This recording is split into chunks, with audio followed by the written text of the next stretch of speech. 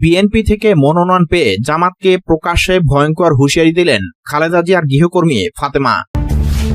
বেরিয়ে আসলো গোপন তথ্য, টানা ৮ মাস দেশের ভিতর যেভাবে পালিয়ে বেরিয়েছেন মোমেন। নির্বাচনের আগে ভোটারদের উস্কানিতে কান না দিতে মির্জা আব্বাসের আহ্বান।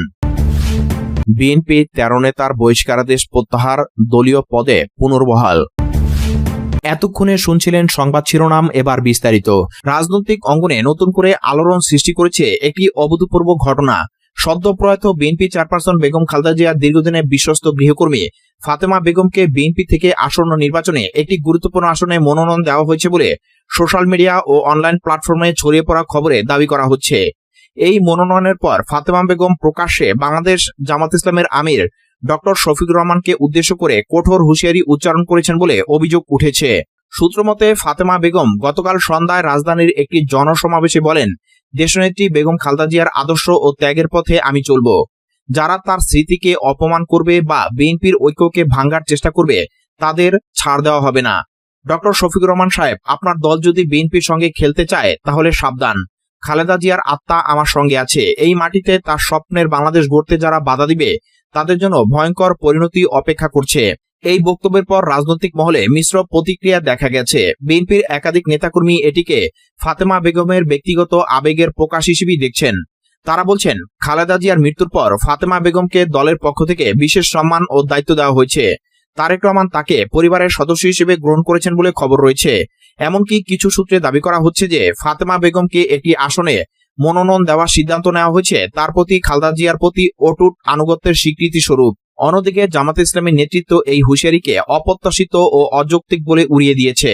দলের একজন মুখপাত্র বলেন, ডক্টর শফিকুর রহমান খালেদা জিয়ার মৃত্যুর পর তার পরিবারের প্রতি সমবেদনা জানাতে গিয়েছিলেন এবং জাতীয় ঐক্যের কথা বলেছেন। এমন বক্তব্য রাজনৈতিক পরিবেশকে আরো উত্তপ্ত করবে। জামাত সবসময় জাতীয় স্বার্থের পক্ষে কাজ করে। ফাতেমা বেগমের এই উত্থান রাজনীতিতে একটি বিরল দৃষ্টান্ত। প্রায় ১৬ বছর ধরে তিনি খালেদা জিয়ার ছায়াসঙ্গী ছিলেন। কারাবাস, হাসপাতালে চিকিৎসা, এমনকি বিদেশ সফরেও তার সঙ্গে ছিলেন। খালেদা জিয়ার শেষ মুহূর্ত পর্যন্ত তিনি পাশে ছিলেন বলে পরিবার ও দলীয় সূত্রে জানা গেছে। মনোনয়নের খবর পেয়ে তিনি খালেদা জিয়ার কবরে গিয়ে কান্নায় ভেঙে পড়েছিলেন বলে ভিডিও ফুটেজে দেখা গেছে। সেখানে তিনি বলেছিলেন, মা, আপনার স্বপ্ন আমি পূরণ করব। রাজনৈতিক বিশ্লেষকরা মনে করছেন এই ঘটনা বিএনপি জামাত সম্পর্কে নতুন মাত্রা যোগ করতে পারে। খালেদা জিয়ার জীবদ্দশায় দুই দলের মধ্যে ঐক্যের ইতিহাস থাকলেও সাম্প্রতিক সময়ে কিছু মত পার্থক্য দেখা গেছে। ফাতেমা বেগমের মতো একজন সাধারণ ব্যক্তির এমন প্রকাশ্য হুঁশিয়ারি দলীয় নেতাদের মধ্যে আলোচনার জন্ম দিয়েছে। কেউ কেউ এটিকে আবেগের বহিঃপ্রকাশ বলছেন, আবার কেউ বলছেন এটি দলের অভ্যন্তরীণ কৌশলের অংশ। বিএনপির পক্ষ থেকে এখনো এ বিষয়ে কোনো আনুষ্ঠানিক বক্তব্য দেওয়া হয়নি। তবে দলীয় সূত্রে জানা গেছে ফাতেমা বেগমের ভূমিকা নিয়ে দলের হাইকমান্ড আলোচনা করছে। অন্যদিকে জামাতের পক্ষ থেকে বলা হয়েছে যে তারা জাতীয় স্বার্থে সব দলের সঙ্গে সংলাপের পক্ষে। এই ঘটনা আসন্ন নির্বাচনী পরিবেশে নতুন উত্তেজনা সৃষ্টি করেছে।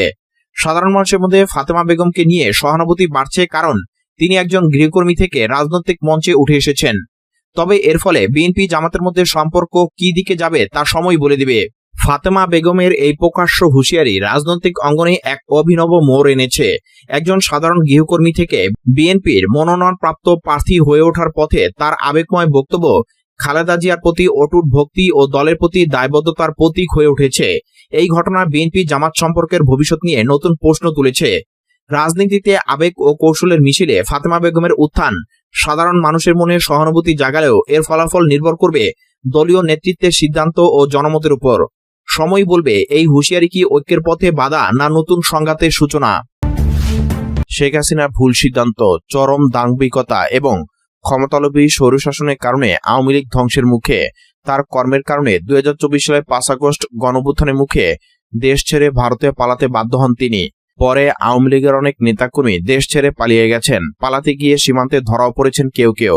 সীমান্ত পার হতে গিয়ে মৃত্যুর ঘটনাও ঘটেছে।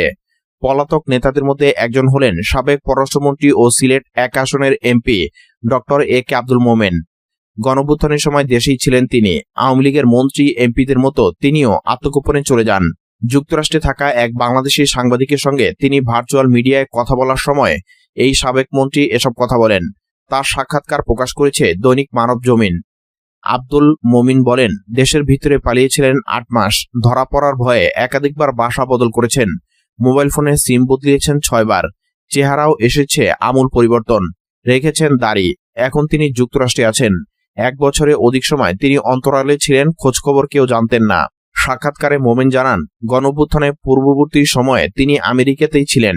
সেখান থেকে কয়েকদিন আগে দেশে ফিরেন, আর তিনি আসার পরপরই গণঅভ্যুত্থান হয়। ফলে তাকেও অন্যদের মতো আত্মগোপনে যেতে হয়। প্রশ্ন করা হয় কিভাবে তিনি দেশ ছেড়েছেন। সেই প্রশ্নের উত্তর তিনি দেননি। তার আগে দেশের ভিতরে পালিয়ে থাকার কিছু বর্ণনা দিয়েছেন। মোমেন বলেন, আমি কোনো আত্মীয় স্বজনের বাড়িতে যাইনি। আমার সব আত্মীয় স্বজন পাবলিকলি জানে।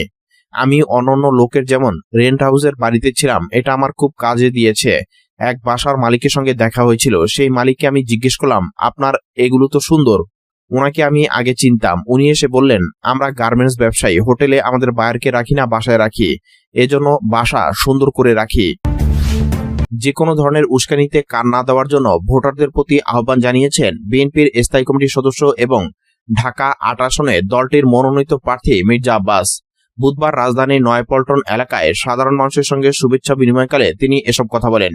মির্জা আব্বাস বলেন, আমরা আনুষ্ঠানিক কোনো প্রচারণা চালাচ্ছি না, সাধারণ মানুষের সঙ্গে যোগাযোগ রক্ষা করছি। মঙ্গলবার একই আসনের আরেক প্রার্থী নাসিরউদ্দিন পাটোয়ারির দেওয়া বক্তব্যের প্রতি ইঙ্গিত করে মির্জা আব্বাস বলেন, আমি নির্বাচনে দাঁড়িয়ে কোনো অপরাধ করিনি। দুর্বল প্রার্থী সবল প্রার্থীর বিরুদ্ধে কথা বলবেই, এসব আমি আমলে নিচ্ছি না। তবে কেউ যদি ঢাকা ৮ আসনে মব তৈরি করার চেষ্টা করে, তবে তার দায় তাকেই নিতে হবে। নির্বাচন কমিশনের আচরণবিধি লঙ্ঘন করে অনেকে উস্কানিমূলক বক্তব্য দিচ্ছেন উল্লেখ করে তিনি বলেন, যে কোনো ধরনের উস্কানিতে কান না দেওয়ার জন্য ভোটারদের প্রতি আহ্বান জানাই।